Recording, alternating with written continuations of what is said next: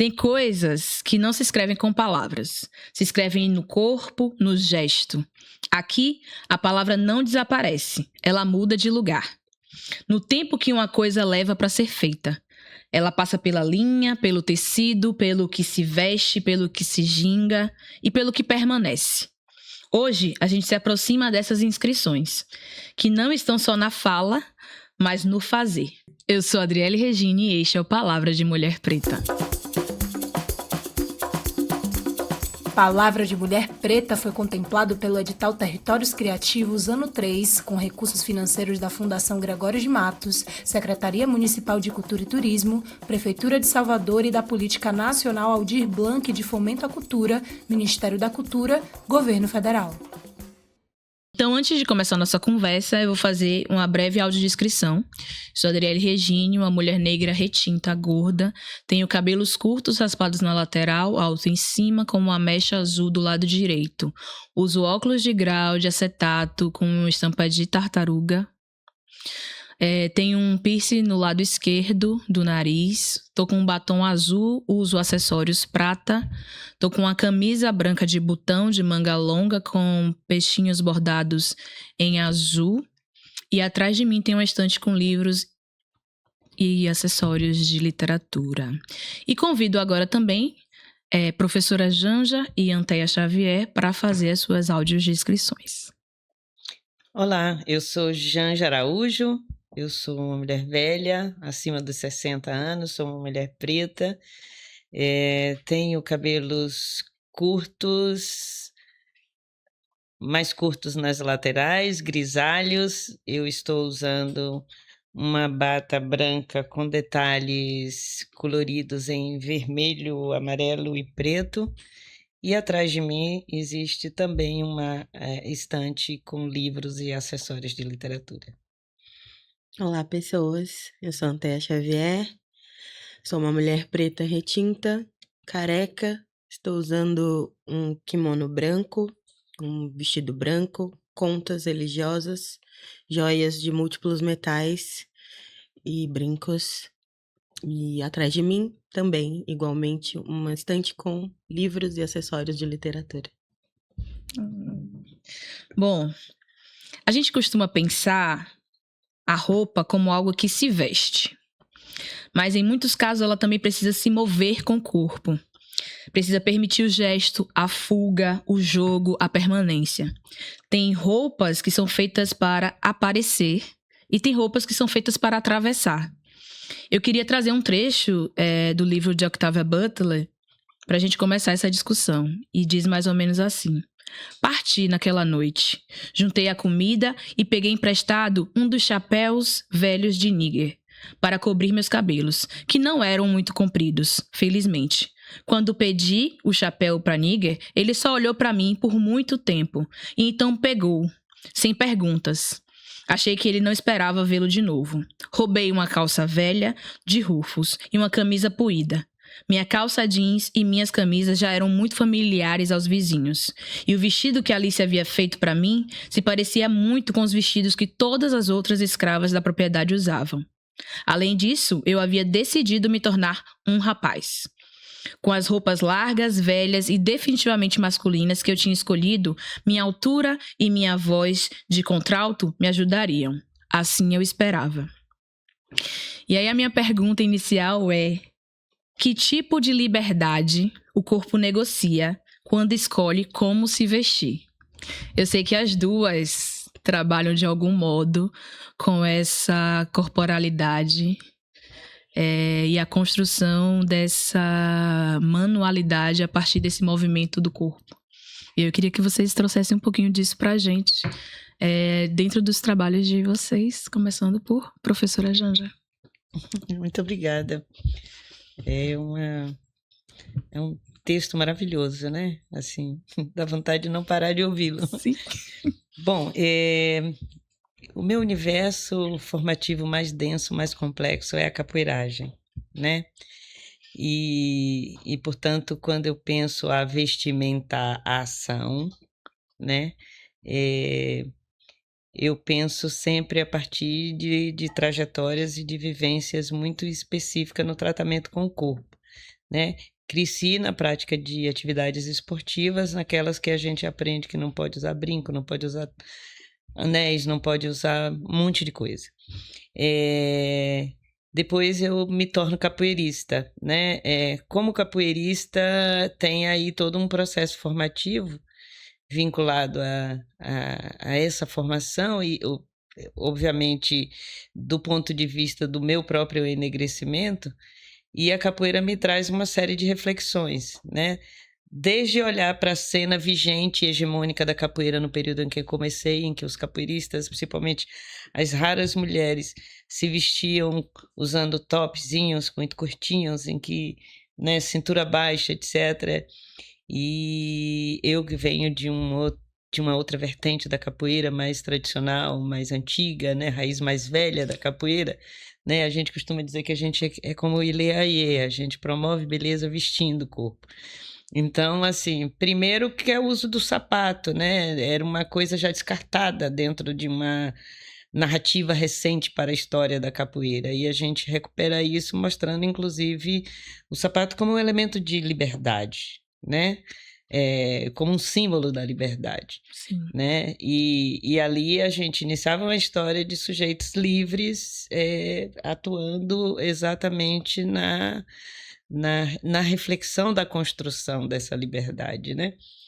E, portanto, para nós que somos angoleiros e angoleiras, né, existe uma série de questões colocadas sobre esse vestimentar-se enquanto capoeirista, né? E para nós mulheres com alguns desafios, porque não necessariamente a gente precisa reproduzir a estética consolidada do malandro carioca, das rodas de capoeira, né? Mas, obviamente, pensar essa estética, pensar essa beleza ao modo de um dado histórico das rodas de vadiação, né?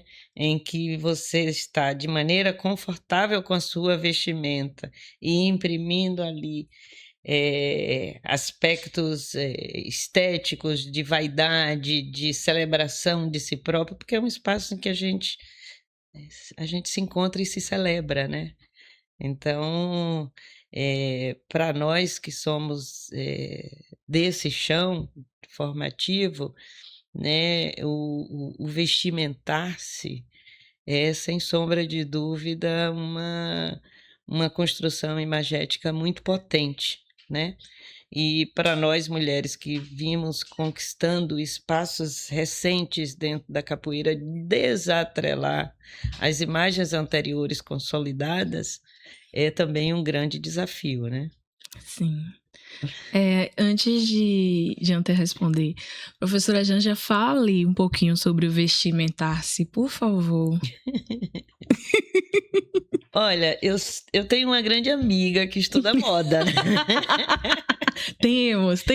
Né? A minha colega Carol Barreto, né? Que é bem conhecida, e nós somos colegas de departamento, e quando a Carol estava concluindo a elaboração da sua tese de doutoramento, né, ela me pediu que fizesse uma leitura, e nessa leitura, acho que no exame de qualificação dela, que eu participei, fui da banca também, e aí eu sugeri que ela tinha um termo ali, mais do que moda-ativismo, mas que ela imprimia essa leitura da moda-ativismo, né, produzindo movimento político, leitura política, sobre o ato de se vestimentar, né?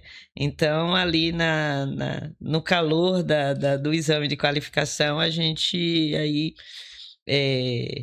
passou a refletir. Ela havia me convidado para poder refletir isso no contexto da capoeira, né? Então, você vai de uma estética produzida sobretudo pela indústria do turismo e do entretenimento, aquela que nos anos 60, 70, né, consolidaram uma imagem de capoeirista para o mundo todo. Você vai daquilo ali até você chegar hoje e ver, por exemplo, o coletivo Capoeira para Todos, com né, pessoas trans e travestis, com uma outra estética. Então, a gente, nesse contexto, a gente pensou aí a possibilidade da gente brincar epistemologicamente com o termo vestimentação, né? com o azinho separado. Chique. Muito chique, muito chique. No Nanterra. Que tipos de liberdade o corpo negocia no momento em que se veste, né? Aqui nas nossas realidades ocidentais, ditas ocidentais, né? A gente aprende que a roupa serve para nos cobrir, né? Serve para nos proteger, serve para nos cercear, muitas vezes. Serve, né? Em segundo, terceiro, quarto plano, talvez, para comunicar alguma coisa, assim. Mas quem tem o direito de comunicar, né? Quem tem essa possibilidade de comunicar e o que comunicar, né? Quando você me pergunta e Mestra Jean se estende, né? Dizendo sobre esse ato, sobre essa ação, né? Eu fico pensando sobre o que é liberdade num contexto que a gente, como diz Lélia, né, ladinamente se desloca nesse território. O que é realmente a liberdade de poder vestir o que se deseja? Se no capitalismo a gente tem que vestir o que é possível da gente alcançar, né? E falando bem superficialmente, a gente... não só o capital nos interfere na hora de escolher o que vestir, né? As nossas relações, o nosso espaço-tempo, as leis, né? Até leis. Então, o Brasil é uma construção social que, a priori, no princípio, lá atrás, lá na época da colônia, nós tínhamos atos reais, ou seja, leis que proibiam pessoas pretas de tear, fazer seus próprios tecidos, que proibiam pessoas pretas de vestir tecidos nobres, né? Então, seda, linho, tudo isso. E que proibiam pessoas pretas de adornar-se com joias, né? Tudo isso era crime, assim como Mestra Jean já diz, né? Sobre as rodas de vadiagem, né? Tudo isso para o nosso povo também era crime. Sim. Então, o ato de se vestir, né? Essa vestimentação, ela vai ladinamente se estendendo com as nossas possibilidades, né? E a gente vai negociando a partir dali. O que eu acredito dentro do meu percurso formativo, tanto na museologia quanto no design de moda, tanto no figurino, né? Eu entendo a potencialidade da imagem e da, como diz Sadia, né? Essa fabulação radical, né? Quando nós vemos pessoas na roda de capoeira, no ilê, na rua, né? Pessoas que se parecem com a gente, portando e vestindo possibilidades de futuro que são potáveis, aí nós realmente negociamos o que a gente quer vestir, porque quando nosso cérebro, né, neurotipicamente e neurotipicamente, o nosso cérebro, quando nós vemos uma imagem, essa imagem fica impregnada no nosso consciente e no nosso subconsciente. Então, talvez a negociação esteja no lugar de ver, de perceber com todo o corpo, né? Não só ver, porque ver é um sentido que a colonização julga como melhor, né? Mas perceber na integralização do nosso corpo uma possibilidade de adornar-se, de vestir-se, né? Então, acho que é por aí. Quando a gente tem essa possibilidade, por isso que é tão importante pensar numa arquitetura de imagem, num referencial imagético que seja potável para as nossas realidades. Que sejam possibilidades potáveis de futuro, né? De fabulação radical. É aí que a gente consegue negociar verdadeiramente. Minha gente, é muito gratificante ouvir as duas, porque assim, a professora Jean já estava na defesa do doutorado de Carol, vestindo o uniforme que nunca existiu. Se você não sabe o que é, vai procurar saber. Vestindo o uniforme que nunca existiu. E o uniforme que nunca existiu, ele é construído justamente para contarmos uma história que foi negada. Então, quando Antea traz sobre essa questão de pensarmos que a negociação começa quando a gente tem possibilidade de, eu acho que diz muito sobre o que a gente está conversando aqui. Porque a gestualidade também é esse lugar de possibilidade de. Pensar capoeira é pensar que antes as pessoas não entendiam o que era. E é uma dança, e é um jogo. O que é aquilo? Até a gente conseguir formatar essa imagem nossa, e foi roubada de novo por conta dessa questão do turismo, né? De vender essa imagem. Então, é bom ouvir vocês falarem disso a partir de um outro lugar, que não o lugar comum, né? O lugar nosso próprio. Que as pessoas possam realmente entender e ver que existe outras vertentes do fazer, e que não é só a modinha do vou jogar capoeira, vou aprender capoeira, porque eu acho que as minhas raízes estão ali, mas é tudo muito superficial, sabe? E isso é irritante em vários aspectos. Eu vi pessoas que não entendiam absolutamente nada dizer, eu faço capoeira, porque minhas raízes, eu fico... Mas você deu uma estudadinha assim, de leve. Então, eu acho que é importante a gente trazer esse conhecimento, né? De verdade sobre os temas. E aí, casar vocês duas é muito isso, é falar sobre artesanias. Nossas artesanias. E aí tem coisas que a gente não aprende, mas a gente herda. Gestos, posturas, formas de se mover no mundo. E tem saberes que passam de corpo para corpo, sem precisar de palavra.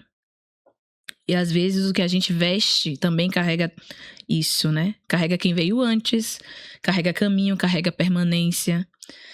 Então, a minha pergunta é: o que no corpo de vocês não começou em vocês? Vem de algo que já estava existindo e que vocês só se deram conta disso muito tempo depois. Se é que se deu conta. Uau, você botou o sarrafo lá em cima. Menino! Eu fiquei pensando nos muitos passados, né, que eu acumulo. Um passado de católica, os muitos passados que também grafaram o meu corpo, a minha corporalidade, né, e que não me pertencia, né? Assim, eu fui criada dentro de uma família que eu me lembro todos os dias entre 6 e 6h15 a gente tinha uma emissora de rádio do Rio de Janeiro que tinha uma oração e que a gente tinha que ficar 15 minutos de olhada no chão. Eu achava a maior sacanagem você cultuar Deus em sacrifício, né? E buscava sempre alternativas de brigar com alguma das minhas irmãs, nós éramos muitas, porque aí a gente era trancada no quarto de castigo e, obviamente, como a gente temia Deus, a gente ajoelhava na cama, né? Então, eu ficava de lá de dentro rezando. Então, assim, por exemplo, pensar essas gestualidades, né? De você estar nessas posições ou nessas corporalizações de existência, é refazer também trajetórias, né? É diferente, por exemplo, de eu entrar hoje na minha casa e me jogar num dobale, e me plantar aos pés do meu inquice ou da minha casa, né? E ali refazer a minha relação comigo, com os meus pés, com as minhas raízes, etc. É diferente de eu estar, por exemplo, na ponta dos pés, dentro das circularidades da capoeira, que me ensina que se eu quero girar, eu tenho que estabelecer o equilíbrio dos triângulos. Olha que coisa linda, né? Só tem equilíbrio num triângulo. Porque o círculo é esse conjunto infinito de... Então, essas coisas, pensar esses movimentos, né? Acionar a gestualidade através de uma rítmica, né? De narrativas que vão dizendo, que vão me desafiando, né? A reelaborar essa corporeidade, é de fato um grande desafio. Então, como esse é um passado pardo, que já não me pertence, hoje eu preferiria falar, né, exatamente daquilo que está na base da minha própria reconstrução, né? Acho que é por isso que a adolescência é tão assustadora, né? Porque, principalmente para pais e mães, né? Para quem cria, para quem cuida. Sim. Né? Porque ali parece que é aquela coisa do tipo, todo mundo me ensinou o tamanho da minha casca e agora é a hora de eu romper com tudo isso e acionar mesmo a minha forma própria de andar, né? E é ali que essas brotagens elas vão, né, assustando todo mundo, etc. Inclusive a gente. Inclusive a gente. E, portanto, assim, hoje o acesso que eu tenho a refletir a minha própria corporeidade, ela é muito mais tranquila, é muito menos danosa, né? Ela é muito menos danosa, né? Porque eu consigo me perceber, inclusive hoje, como uma mulher acima de 60 anos, em condição de entrar na roda da capoeira, sabendo que eu tenho um repertório, mesmo que eu já não consiga fazer o que meu filho faz ou que os meus parceiros de capoeira fazem de destreza, de possibilidade de elasticidade, etc. Mas eu tenho um repertório, né? Eu tenho um repertório e esse repertório ele me dá posicionalidade, ele né, me dá a certeza de pertencer àquele chão sobre o qual eu estou produzindo narrativa, né? Coisa mais linda. Demais. O que no corpo de vocês não começou em vocês. Eu sei que você tem uma história boa disso. Ah, talvez eu tenha várias. Eu acho que nada no meu corpo começou em mim. Tudo que existe no meu corpo, biologicamente e superficialmente, começou com passos muito anteriores, né? Se hoje eu estou aqui viva, é porque um dia eu fui um folículo dentro do quase útero da minha mãe, dentro do útero da minha avó.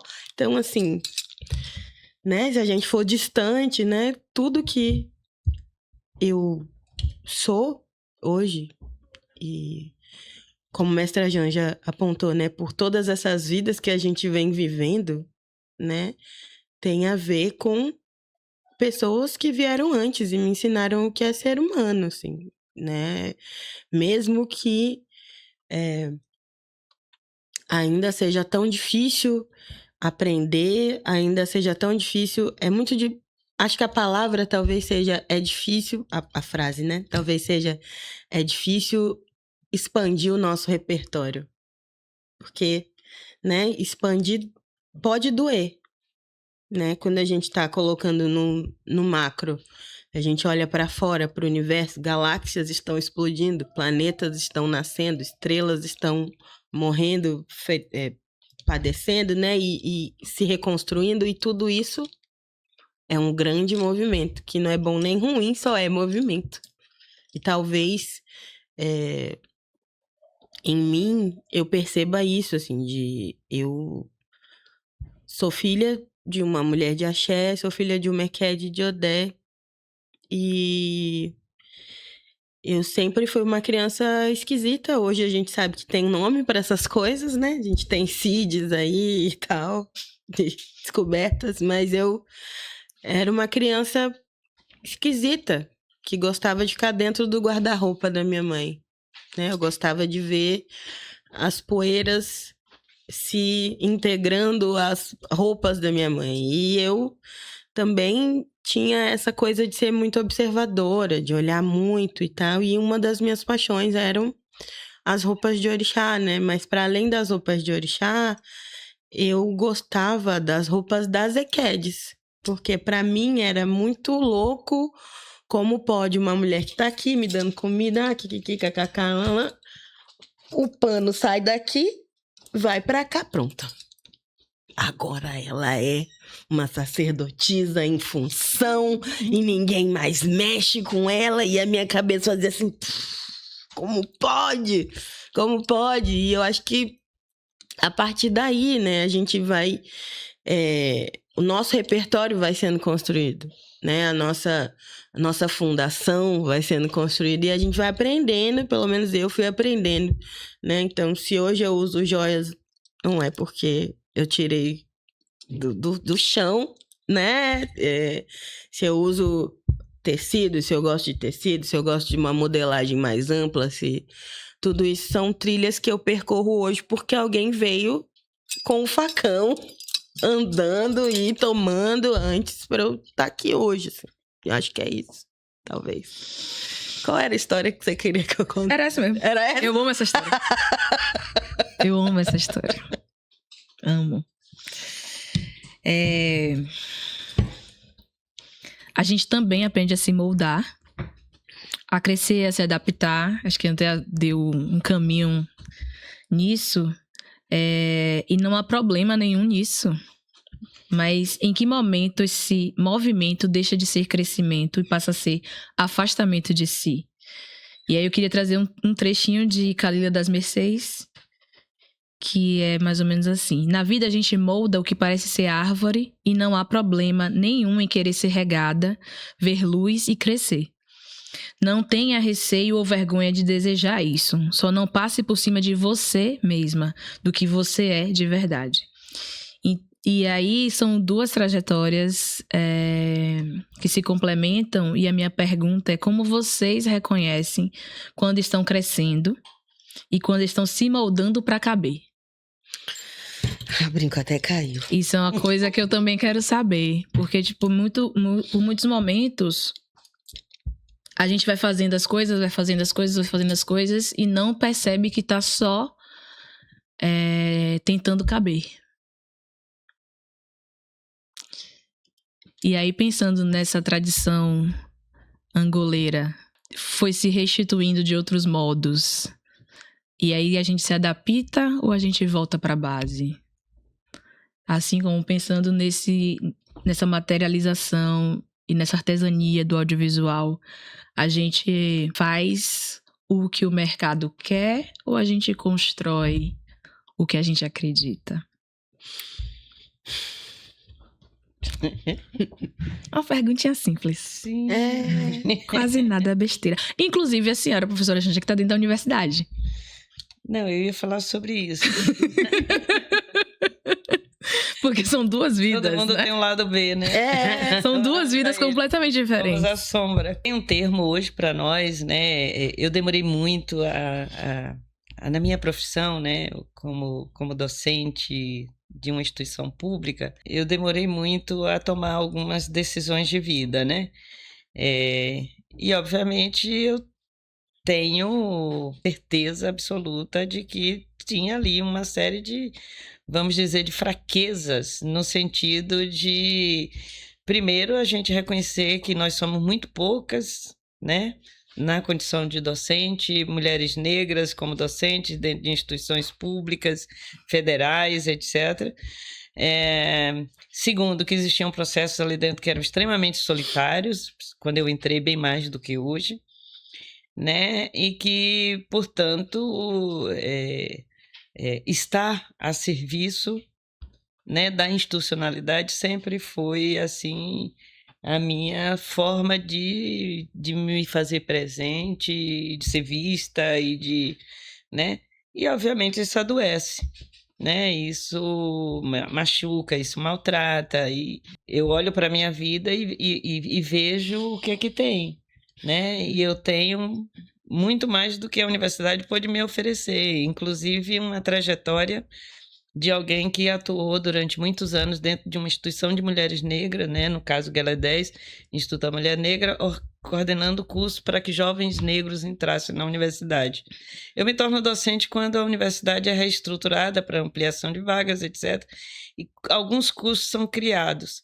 E esses cursos, principalmente os chamados BIs, né? Bacharelados, eram cursos que amargavam muitos estereótipos, né? E esses estereótipos eram produzidos, né, dentro das estruturas de poder da própria universidade.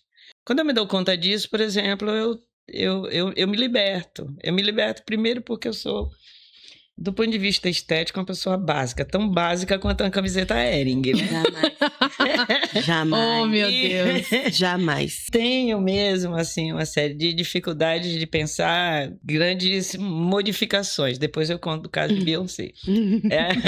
Por favor, por favor. Mas eu me dou conta de que tinha um ativismo que não podia ser abandonado. Principalmente depois que eu entro como docente naquela instituição. Então, eu decido, eu quero entrar numa sala de aula e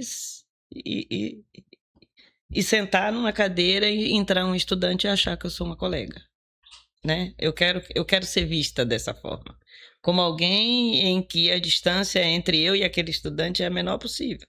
Eu quero que a minha história chegue para esses estudantes, de alguma forma, né?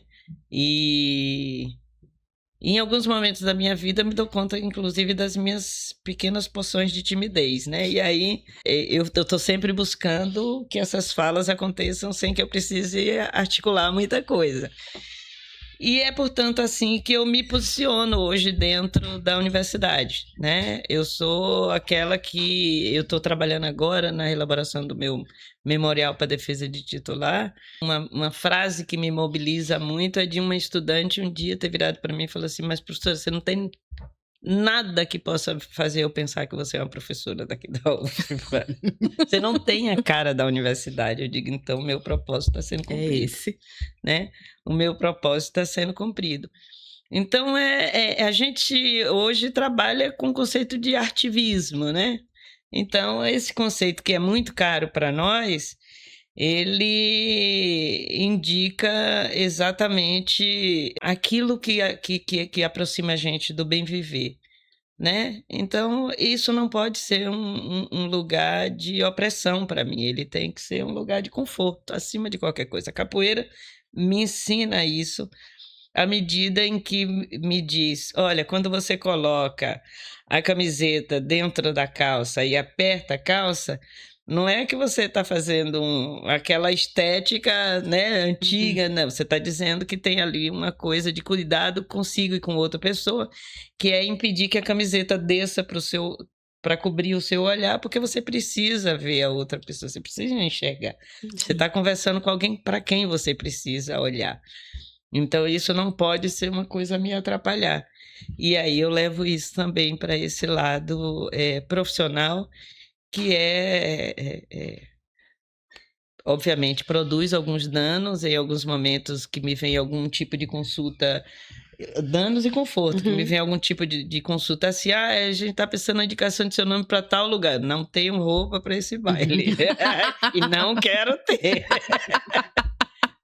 E não quero ter. Sem sombra de dúvida, para mim, o meu lugar de conforto é pensar, né, também a destituição de algumas imagens que estão muito atreladas às falsificações diversas que se fazem, inclusive para maquiar determinados grupos socioeconômicos, né? Sim. Uma amiga minha que disse que me ensinou que, né, como é que ela diz? Eu escolhi ser feliz porque ser infeliz dá muito trabalho. Então é isso, eu escolhi. Conta de Beyoncé. Se vocês não sabem, a professora Janja foi convidada para o Clube Renascense em Salvador, Bahia. Foi uma aventura. Foi uma aventura, eu tava. Eu dei um grito. Foi uma aventura. Quando eu vi a professora Janja no palco, em que Beyoncé depois pisou o cara por 3 minutos. Eu tenho uma filhada na capoeira que é uma pessoa que eu amo muito, né, e que tem feito grandes revoluções no mundo da capoeira, que é a Puma Camilê. Sim, maravilhosa. E a Puma, ela sabe que ela pode contar comigo para muitas aventuras em que ela se mete. E ela virou para mim e falou assim, madrinha, preciso de você hoje, amanhã à tarde, você topa? Topo. Só não posso dizer o que é, tudo bem? Meu Deus, foi assim? A gente capoeirista sabe para que a gente entrega as costas, né? Eu disse, tô entregando minhas costas. Pediu também que convidasse Lucas, meu filho, a estar com a gente. Só não podia dizer o que era. E aí marcou no local, né, lá no Centro de Convenções, e a gente estava lá desde 2 da tarde.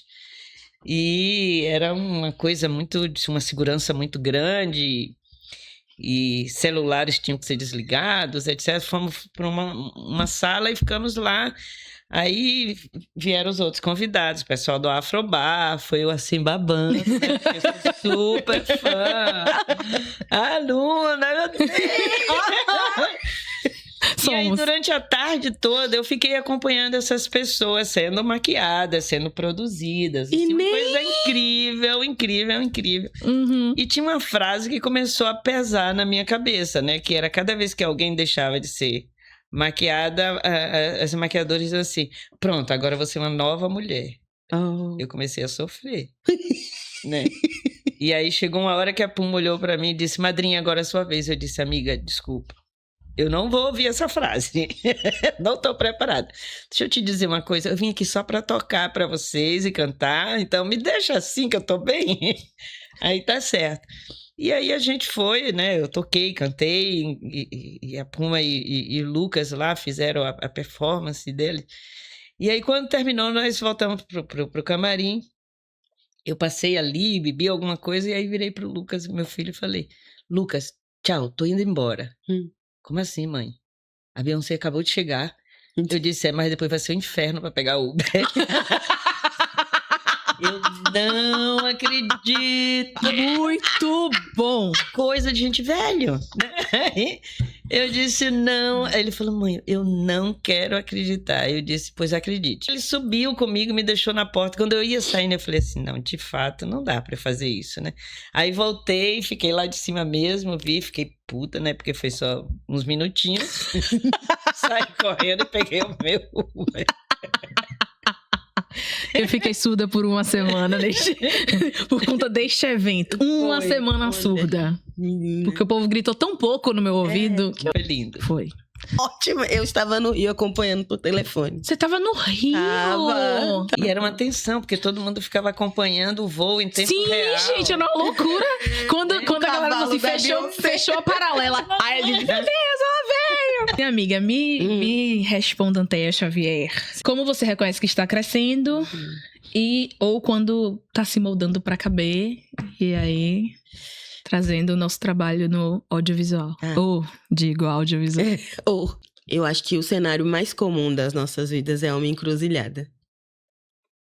Né? Então, se eu acordo ou se eu fico dormindo mais um pouco, se eu como uma banana ou se eu tomo um copo de Coca-Cola, se eu almoço ou eu deixo a vida passar por cima de mim, finge que eu não estou com fome, isso são encruzilhadas do dia a dia, né? Imagina outras coisas. Então, tem um lance, tem um poema que eu gosto muito, que eu coloquei na minha elucubração no TCC, né? É um poema da Audre Lorde, que ela fala sobre eles queriam que nós morrêssemos. Então, ainda assim, você precisa levantar a sua voz e falar, porque o ideário é que a gente não existisse, Sim. né? E aí vem a mais maravilhosa Dona Toni Morrison e fala: todo dia a gente acorda, né? E a gente tem uma vida, a gente não escolheu estar aqui, a gente não queria estar aqui a maioria das vezes, mas o que é que você vai fazer com essa vida? Né? Novamente, de forma ladina, a gente, né, ginga, vai para um lado, vai para o outro, entende aqui, ai meu Deus, é o aluguel, é o filho, é a universidade, mas o que é que você quer fazer com essa experiência?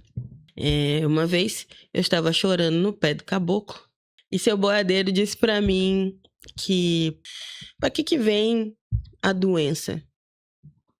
E eu assim, que? Essa hora? Essa hora, seu boiadeiro?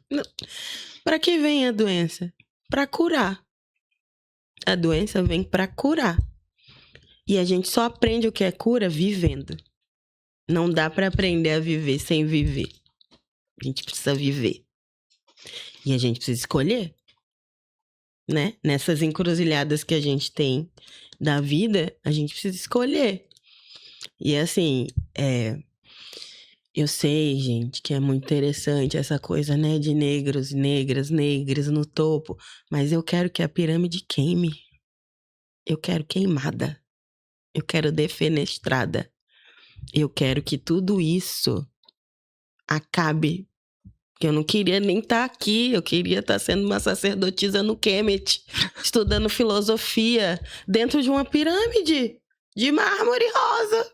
Mas eu não posso, porque o capitalismo sequestrou um ente querido meu lá atrás, trouxe para cá por rota marítima pela Calunga Grande e aqui esse parente, essa parenta se refez com propósito. Então, eu hoje em 2026, eu não posso simplesmente esquecer o que os meus e as minhas ancestrais fizeram e falar, ai, não, vou deixar, não, vou fazer aqui um filme aqui mesmo, né? E eu não tô falando que eu não gosto de dinheiro não, viu, gente? Eu adoro dinheiro. Adoramos todos. Adoramos estabilidade financeira, o bem psicológico que isso faz. Você ter segurança alimentar, você ter segurança habitacional, você ter acesso à saúde, acesso a lazer, tudo isso, infelizmente no capitalismo, precisa de dinheiro, né? E aí eu não tô falando que eu não vou fazer filmes por dinheiro, vou fazer filmes por dinheiro, porque é trabalho. Eu não sou herdeira. Infelizmente, eu não sou herdeira. Eu não posso simplesmente falar, ai, não vou para Paris hoje. Não sei de onde veio o dinheiro vai continuar entrando na minha conta. Não. Eu faço parte do proletariado. E, com isso, sei bem o que é a minha classe. Sim. Sei bem o que é a minha classe. Dentro dessa mesma classe, assim como mestra Janja dentro da universidade, né? Eu preciso escolher qual vai ser a minha posição. Dentro de todas as dificuldades, né? Terão dias mais ou menos. Terão dias fáceis. Ainda não encontrei esse dia fácil, mas terão dias menos difíceis. Mas para tal, independente de qual seja o sabor do dia, eu preciso escolher o que eu vou fazer com essa experiência aqui. Se você não sabe para onde você vai, qualquer um te leva. Já ouvi isso de muitos mais velhos e mais velhas, assim. Você precisa saber qual é o seu caminho quando a gente ora para quem é de religião de matriz africana, né? Ora pro nosso Ori, pra gente saber o nosso caminho, pra gente fazer o combinado que a gente fez lá do outro lado, com os nossos e as nossas mais velhas, com o nosso Ori lá do outro lado. Então, pra mim tem a ver com isso, assim, é fácil? Não é fácil, mas viver não é fácil. Né? Viver já tá aí. Existir não é fácil, tem várias complexidades e tal, mas falando do cinema em específico, para mim, eu entendo que é uma artesania coletiva e é uma artesania, como qualquer coisa na vida, a gente precisa de muitas mãos para realizar, ninguém faz nada sozinho, o ser humano é um ser social. A gente precisa de comunidade, por mais, né, que o sistema opressor hegemônico nos faça crer que não, que você precisa de distanciamento, que uma tela é a sua família, né, e isso é suficiente. Não, a gente precisa de comunidade para existir, né, para continuar existindo. Então, eu penso que o cinema, como eu tinha comentado lá atrás, né, ver coisas, perceber a partir da visão e compreender com toda a nossa existência é uma coisa que nos mobiliza muito. Se não fosse assim, não existia teatro em praça pública. Se não fosse assim, não existia o teatro ritual que veio de lá atrás. É o nosso acordo social. Nós aprendemos com outros seres humanos o que é ser humano. Independente se seja numa tela, num terreiro, numa praça, no meio do mato, nossos acordos sociais estão também pareados com essa perspectiva de, com outro ser humano, eu aprendo o que é ser humano. Para os iorubanos, a gente repete as coisas, né? Então, por isso que a gente acessa códigos, a gente acessa o jogo de Fade, a gente acessa o jogo de búzios, porque são códigos que outros seres humanos já viveram, falaram ali o que aconteceu, deu certo, e a gente vai lá falar o nosso também. Perguntar o que fazer. O audiovisual, o cinema, é você recriar imagens. É você criar fabulações radicais. São todos os trabalhos que vai dar para você fazer isso? Não. Mas alguma coisa vai dar. Alguma coisa vai dar para fazer. Mas eu não posso falar isso para uma mana que acorda 4 da manhã, tem um filho, 2 filhos, 3 filhos, trabalha em casa, tem um relacionamento tóxico, não sei o quê, enfrenta 3 horas de trânsito para chegar. Eu não posso falar para ela assim, você precisa fazer alguma coisa. Ela já faz. Cada pessoa tem a sua própria trincheira, né? O meu pode ser na vestimenta, mas poderia ser conversando com uma amiga. Mestra Janja está na universidade, mas poderia ser fazendo um curso de pintura, que a gente vive determinada situação, e muitas vezes a gente não fala, né? Todas as vezes que eu estabeleço uma nova relação afetivo-sexual, por exemplo, eu pergunto para as pessoas que eu me relaciono se acontecer um caso de racismo comigo na rua, você vai correr ou você vai estar do meu lado? Para eu já entender onde é que eu tô pisando, né? Porque se você diz para mim que tá comigo, você tá comigo no muito e no pouco. No ônus e no bom. No ônus e no bônus. No audiovisual, né? No cinema, assim, eu sei que existem pessoas que apenas me aturam. E eu sei que existem pessoas que são amores da minha vida, como você. Que eu encontrei e que a gente tá tentando fazer alguma coisa, né? Porque é melhor do que não fazer nada. E aí as nossas trincheiras são essas. Tem as mãozinhas aqui. Obrigada. Gente, uma coisa que eu sempre falo, né? A palavra de mulher preta é muito mais pra gente pensar em estratégias. E acho que cada pessoa que passou por aqui foi pra esse lugar mesmo de, a partir daqui, o que é que a gente faz? Então eu queria agradecer a vocês. E pra finalizar, nem tudo que atravessa o corpo vira palavra. Algumas coisas ficam no gesto, no que a gente faz, no que a gente escolhe manter. Ficam no que se veste, no que se cuida, no que se transmite. E talvez seja assim que a gente continua, inscrevendo presença, mesmo quando ninguém está olhando. Eu sou Adriele Regine e esse foi o Palavra de Mulher Preta.